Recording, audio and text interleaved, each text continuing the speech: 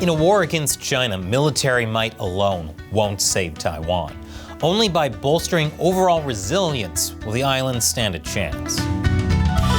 Welcome to China Uncensored, I'm Chris Chappell. In recent years, the Chinese military has been engaging in massive military exercises around Taiwan, which has many, both inside and outside Taiwan, concerned that the Chinese Communist Party is setting the stage for a full-scale assault on Taiwan in the near future to conquer the self-ruled island. Which is totally paranoid. Whose neighbors don't do this sort of thing just for funsies?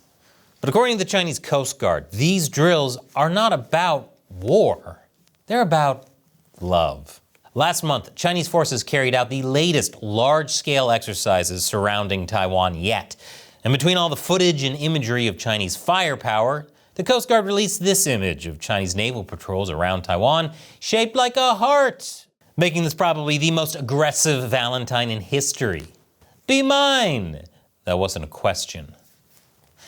The illustration was even adorned with traditional Chinese characters reading, "Hi, my sweetheart," and "The patrol is in the shape of loving you." How sweet. Nothing says I love you like a gun pointed to your face. But somehow not everyone is into aggressive, war-threatening love, including many Taiwanese who reacted with ridicule and anger on social media, calling the image creepy and filling comment sections with vomit emojis, which is somehow the most juvenile and most accurate response to China's advances.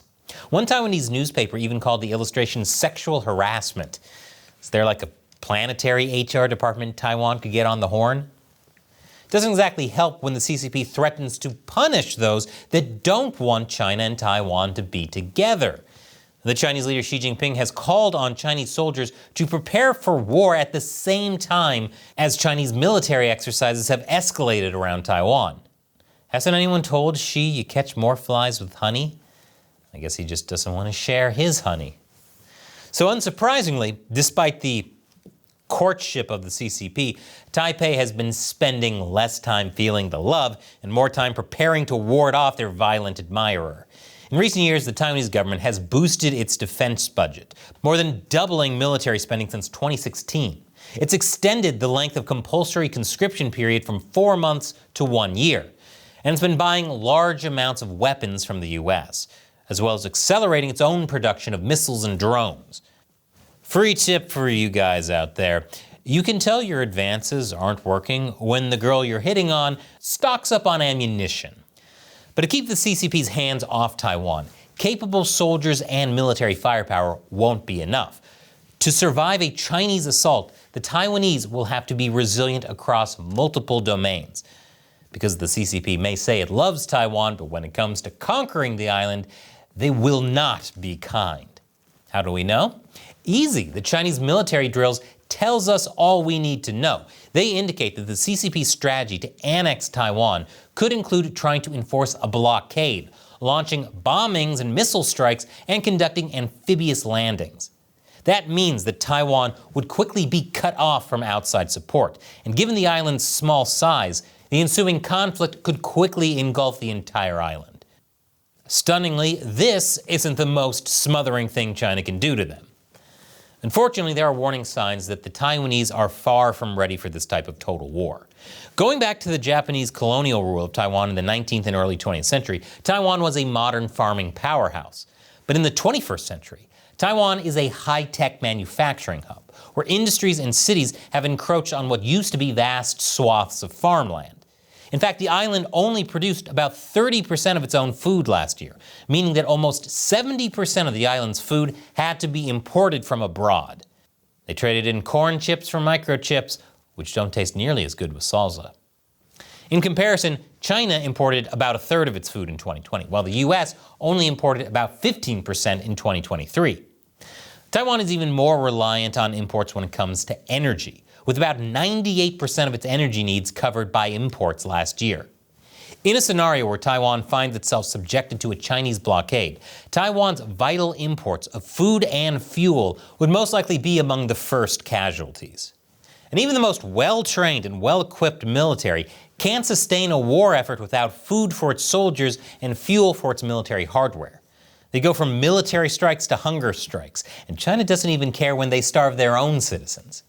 It's therefore no wonder that the Taiwanese defense minister last month said that a Chinese blockade of Taiwan would be an act of war. But that's not the only issue. There's also the uncertain fate awaiting Taiwanese civilians. The vast majority of the Taiwanese live in the populous cities that dot the island's western lowlands. Any attack from China would be bound to hit Taiwan's major urban centers, especially in places like the north and the south, as this video released by Chinese state media earlier this year during another round of military drills casually demonstrates. Gee, look, another romantic Valentine message. Such strikes would likely result in massive civilian casualties. Given this scary scenario, it's worrying that many Taiwanese civilians have expressed uncertainty about what they should do if they suddenly find their island under attack. At the same time, much of the responsibility for Taiwan's civil defense has been delegated down to local officials, many of whom have expressed anxiety about this task. One village chief in Taipei told the China Project last year that they, the Taiwanese government, want us to evacuate people to an air raid shelter or a meeting point, but if a war has broken out, how are we supposed to do this? He added, we have a broadcasting system, but if we don't have any power, then what? Are you just supposed to walk the streets and call out to people? If such uncertainty persists, then Chinese attacks would not only inflict death and destruction, but could also easily cause mass panic among the Taiwanese populace, which could severely weaken any Taiwanese war effort. Luckily, the Taiwanese people are aware that Taiwan is not as resilient as it could be. Taking matters into their own hands, they have signed up with a growing field of civil defense organizations that offer a variety of programs, from classes about Chinese disinformation campaigns to simulations of missile attacks on urban centers like Taipei. Also, the new Taiwanese government under President Lai Ching-te recently talked about including these civil defense groups in Taiwan's emergency response preparations, something that has long been advocated by Taiwanese civil defense experts. At the same time, the government has teamed up with private companies to provide Taiwan with internet service from satellites in case a Chinese attack cripples the island's communications. Currently, Taiwan relies on 15 subsea cables to keep it connected to the rest of the world. But the vulnerability of these cables was demonstrated last year when 2 of them were cut under mysterious circumstances, resulting in some of Taiwan's outlying islands being without phone and internet service for weeks. Initially, the Taiwanese authorities were in talks with Elon Musk's Starlink about providing internet service, but negotiations reportedly fell apart, due in part to Taiwanese concerns that Musk's business interests in China and his past remarks on Beijing's claim over Taiwan could affect the reliability of Starlink supply in the event of a conflict. Beyond internet service security, the Taiwanese government has addressed some of the island's supply vulnerabilities as well. Taiwan's Ministry of Agriculture said last month that rice stockpiles can now supply the country for 7 months, and that more farmland would be used for growing rice in the event of a blockade. I'm glad to see they're finally implementing tactics you pick up on day 1 of playing Stardew Valley. While all these elements are a decent boost to Taiwan's resilience, they also show that the island still has a long way to go.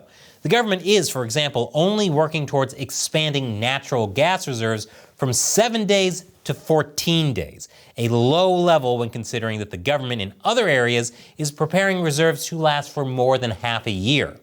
A government official did say that coal stocks are much higher and therefore could act as energy reserve, but such energy reserves would indeed have to be significantly higher to prevent Taiwan from running out of energy mere weeks after its supplies are disrupted. They need more coal. Quick, everyone in Taiwan, act naughty before Santa arrives. At the same time, the government is only looking to raise Taiwan's food self-sufficiency rate to 40%. While that's certainly better than the current 30%, it's still low, particularly for someone with a lovesick neighbor who likes to practice enforcing a blockade. But no matter how much food and energy the Taiwanese can secure and how resilient they become in other domains, they would undoubtedly face an overwhelming challenge in keeping the CCP's massive forces at bay in the event of a Chinese assault on their island.